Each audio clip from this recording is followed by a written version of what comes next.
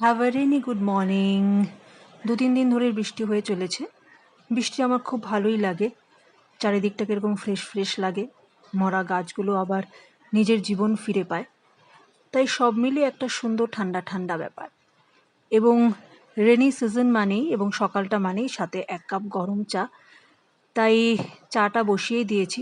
সকাল সকাল ভাবলাম এরকম একটা সিজনের সাথে 1 কাপ গরম চা না হলে ঠিক মানায় না, না? 1 কাপ চা আর বারান্দায় বসে বৃষ্টি দেখতে দেখতে চা খাওয়াটার মধ্যে যে একটা মজা আছে, সেটার সাথে আর কারোর তুলনা বোধহয় হয় না। তো চা আমার হয়ে গেছে এবং এই চাটা নিয়ে এবার আমি চলে এসেছি আমার বারান্দায়, আমার এক টুকরো শান্তির জায়গা। সত্যি কথা বলতে কি, সকাল সকাল এই বারান্দায় বসে একা একা বেশ 1 কাপ গরম চা বিস্কুট দিয়ে খেতে বেশ ভালোই লাগে।